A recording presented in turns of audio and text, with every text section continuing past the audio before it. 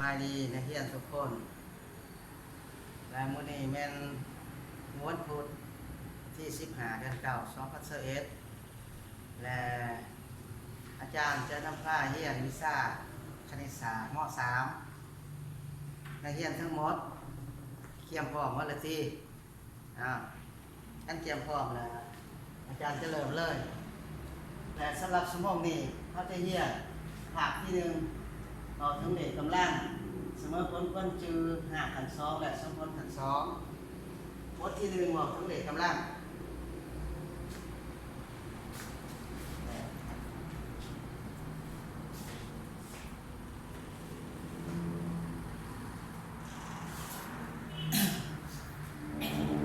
และก่อนจะเข้า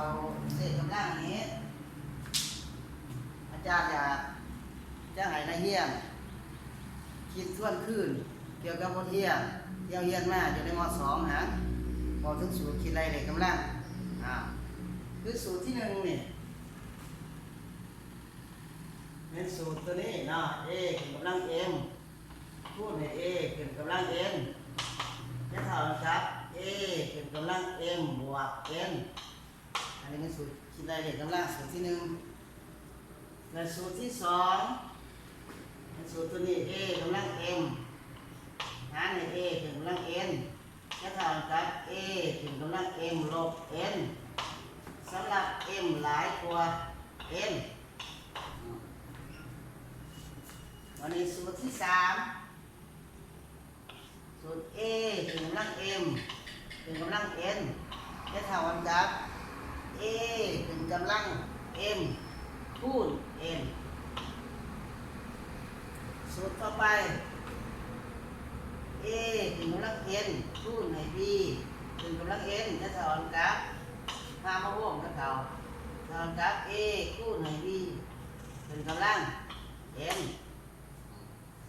สูตรต่อไป a ส่วน b ถึงกำลัง n จะเท่ากับ a ถึงกำลัง n ส่วนให้ b ถึงกำลัง n และนี่อีกสูตร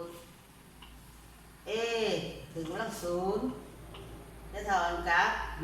1แล้วได้นี่ a จาง0สำหรับ a จาง0วัด a ถึงกำลัง1เด้จะเท่ากับa ถึงกำลัง1จะเท่ากับ a อันนี้เป็นสูตรที่เราได้เรียนมาสูตรที่ไรได้กำลังอยู่ในชั้นม .2 จะสั้นแล้วถ้ามาทวนขึ้นอีกอยู่ในบทที่1บอกถึงเลขกำลังตอนนี้นี่ให้พวกร้านจื้อไว้จื้อ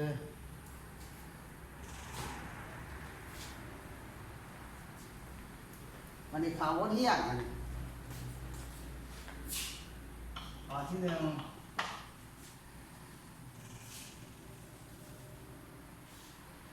เลขกำลังของจำนวนส่วนต่าง0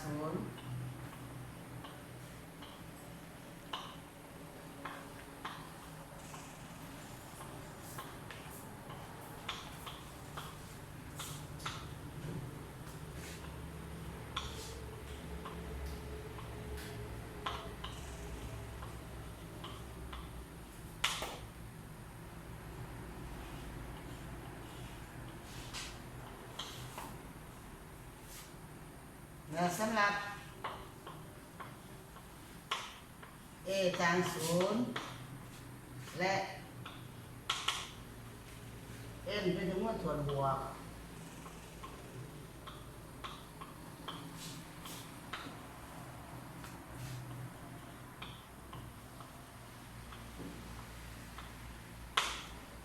เราจะได้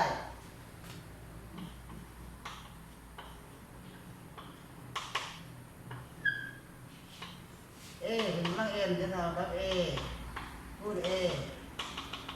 คูณ a n เพื่อ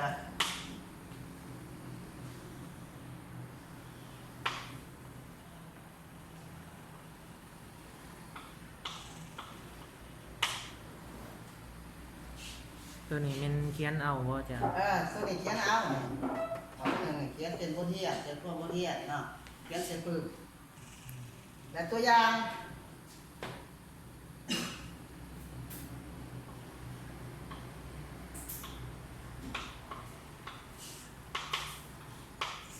ตัวอย่างเพิ่นให้คิดอะไรสองคูณกำลังหาจะเท่ากันกับสองคูณกันหาเทื่อหนึ่งเทื่อสองเทื่อสามเทื่อสี่เทื่อห้าเทื่อกับคูณกันคูณต่อไปสองสองสี่สี่สองแปดแปดสองสิบหกสิบหกคูณสองเท่ากับ32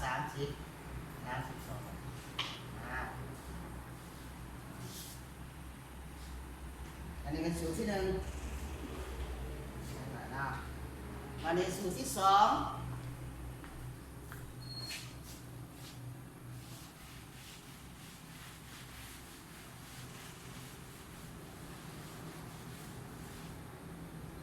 สูตรที่สองเป็นสูตร a ถึงกำลังลบ n จะเท่ากับ1ส่วน a ถึงกำลัง n ท่านว่าอยู่ในวงเรียนว่า 2a ถึงกำลังลบ n เป็นจำนวนปีนหรือว่าเป็นจำนวนปีนของ a ถึงกำลัง n นะตัวอย่าง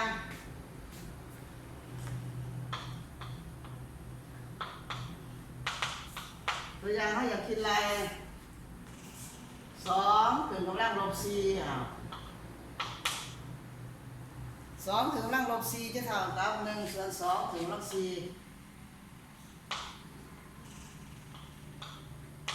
เท่ากับ1ส่วน2คูณกับ4เทื่อเท่า16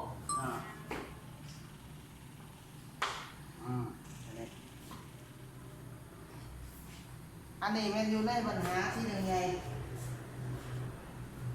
มาเนี่ยอันนี้เขียนโจทย์เอาสิ่งที่อาจารย์เขียนในกระดาษนี้มาในปัญหาที่สองเอาถึงเหล็กกำลังของสี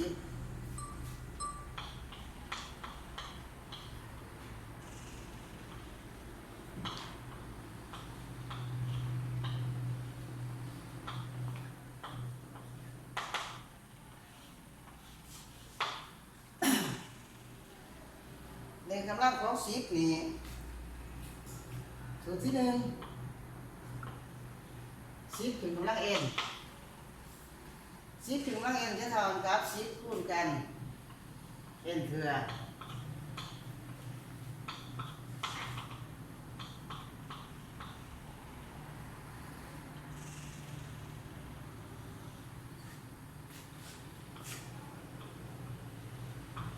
หรือว่า n ส่วนคูณก็ได้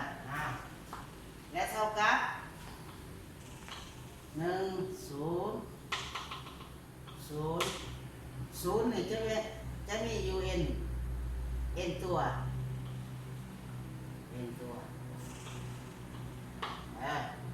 บ่ได้นับตัวเลข1ได้นับตั้งแต่0 n ตัวอย่างละ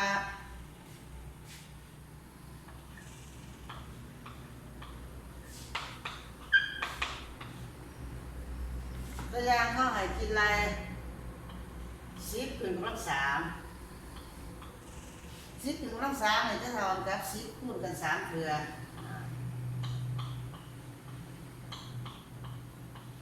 และเท่ากันกับเลข0 3ตัวโลดเลข0 3ตัว1ตัว2ตัว3ตัวเอาสิตัวอย่างที่2 10ถึงกำลัง5 10ถึงกำลัง5จะเท่ากับ10คูณกัน5เทื่อหรือเอาสิเขียนแบบนี้โลก็ได้10ถึงกำลัง5 1ตัว2ตัวเพราะว่า0จะมี5ตัวเนาะ1ตัว2ตัว3ตัว4ตัว5ตัวนี่จังซี่โลก็ได้คืออันนี้เป็นสูตรที่1ของข้อที่2ใหญ่จดเอาก่อนปิดบ่ลูกต้องเสด็จกระดาษตัวนั้นเอาเต็มข้อที่1ข้อที่2แล้วก้าวปิดบ่หรือว่าบ่ยังอีกใครก็จดก่อนอย่าเขาจดก่อนครับบ่เขาเบิ่งอันนั้นเขาเบิ่งย้อนหลังเขาจดก็ได้มีแต่บ่ลงไปเลยต่อเลยเนาะต่อเลยมาต่อเบิ่งนี่สิพวกร้านจดข้อที่2แล้วเนาะถ้าไผจดบ่ทันแล้วแม่น เบิ่งย้อนหลังได้เด้อในวิดีโอนี่เด้อ สูตรที่สองของข้อที่สอง10คืนกำลังลบ n 10คืนกำลังลบ n จะเท่ากับ1ส่วน10คืนกำลัง n และเท่ากับ0.0001 n ตัวหลังจุด n ตัวหลังจุด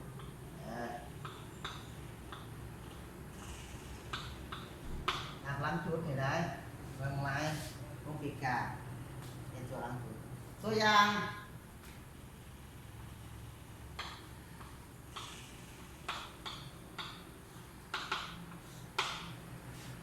เพิ่นให้คิดไล่10ถึงกำลังลบ310ถึงกำลังลบ3ถ้าเขียนเป็นเลขส่วนจะเท่ากับ1ส่วน10ถึงกำลัง3จะเท่ากับ1ส่วน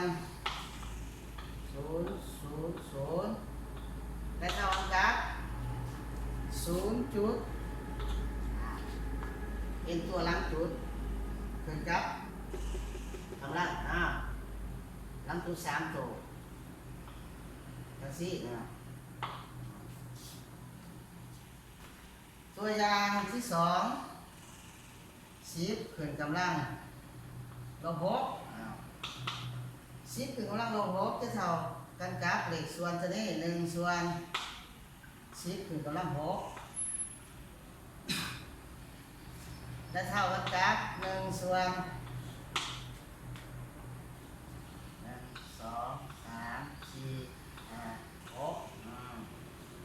และเท่ากับ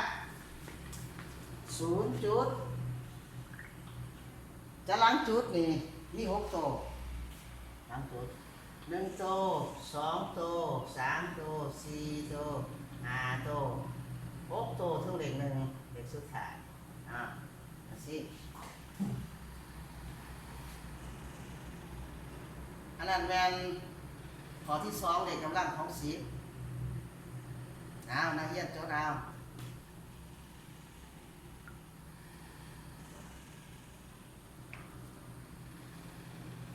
เข้าปัญหาที่3เพราะว่าทั้งหมดนี่จะมี4ปัญหาใหญ่เอาไปจดบ่ทันมีแต่ว่าพวกร้านให้แคปหน้าจอเนาะแคปหน้าจอแล้วก็จดเอาเนาะจดเอาบทเรียนที่ว่าอาจารย์เพิ่นเขียนอยู่ในกระดานนี้เนาะปัญหาที่3การพูดจำนวนหนึ่ง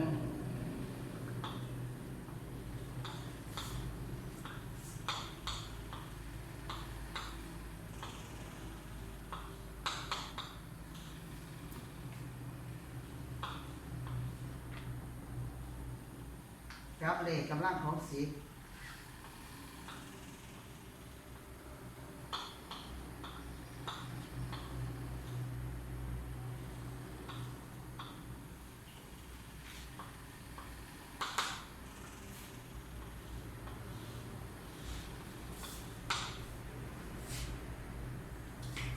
จะมี2ปัญห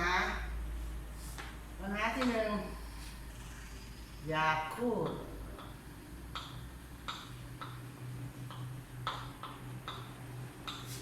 จำนวนหนึ่ง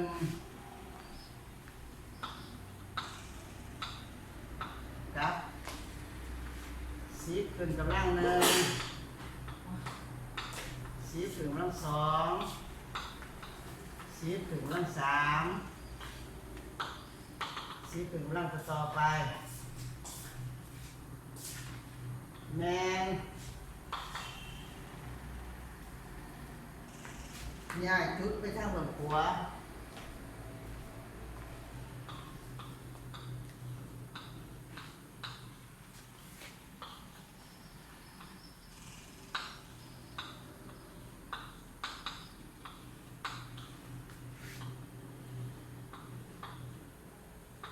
1ตัวเลข2ตัวเลข3ตัวเลข ตัวเลขนะ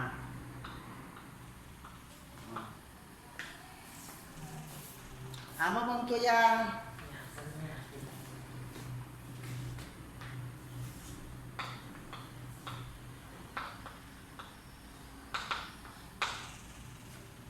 ว่า5.23คูณกับ10ถึงกำลังหนึ่ง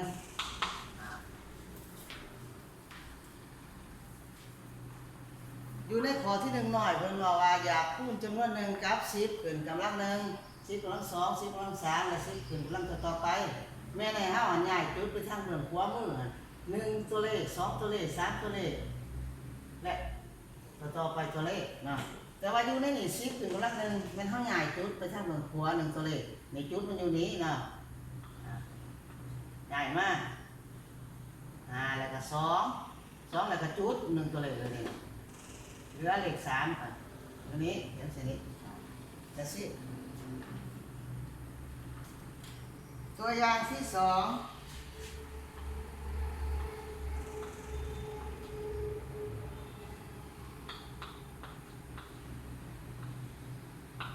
ตัวอย่างที่2 37.3 คูณ 10ถึงกำลัง3อยู่ในนี่เขาจะย้ายจุดไปทางเบื้องขวามือนี่3ตัวเลขเอาเขียนก่อนตัวนี้เท่ากับ37ย้ายจุดมาบัดนี้มันมีจุดแล้วง่ายมาก1ตัวเลขมันเหมือนแล้วตัวเลขของมัน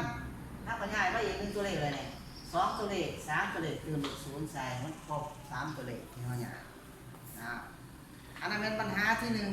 1อยู่ในข้อที่3ใหญ่บัดนี้ปัญหาที่2อยู่ในข้อที่3ใหญ่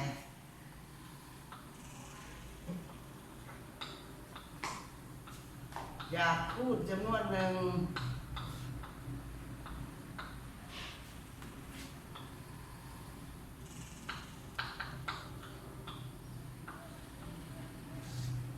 กับ10ขึ้นกำลังลบ1 10ขึ้นกำลังลบ2กับ10ถึงกำลังลบ3ต่อไปแมนง่ายจุด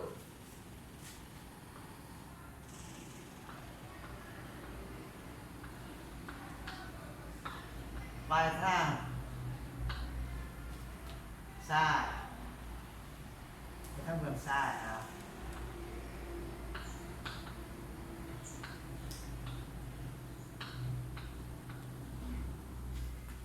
1ตัวเลข2ตัวเลข3ตัวเลขและต่อไปตัวเลขม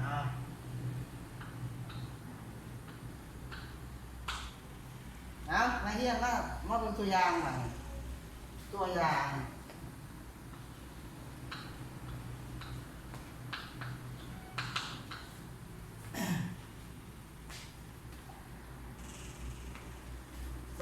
ที่1 2021คูณกับ10ขึ้นกำลังลบ3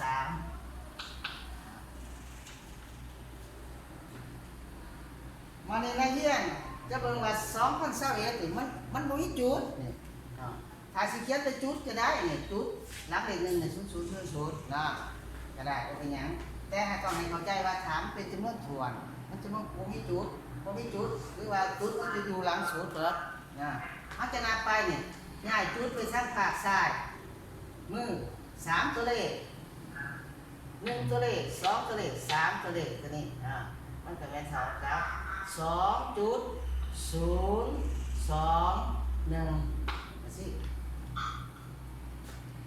ตัวอย่างที่2 0.57คูณกับ10ขึ้นกำลังลบ2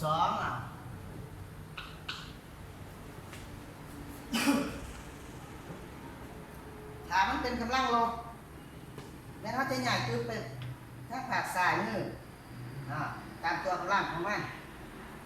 นี่มันกำลังคูณ10ถึงกำลังลบ2เป็นใหญ่จุดไปภาคซ้ายมือ2ตัวเลขเป็น7อยู่หลัง เลขห้าต่อมาแล้วมันมีจุดอยู่นี่มันใหญ่จุดไป1ตัวเลข2ตัวเลขเมื่อไหร่ครับกับจุดไว้แล้วก็0จุดจังซี่นะเมื่ออยู่ในปัญหาที่3อย่างเอาปัญหาที่4แบบ เอาเฮาบ่พักเบรกก่อนบ่ลูก นะพักเบรกกัน พั เนาะ กเบรกก่อนเนาะพักเบรกก่อนนะ เจ้าพักเบรกก่อนข้าวหนึงเด้อพอตอนนี้เนี่ยจะหานาที10 นาทีนี่แหละ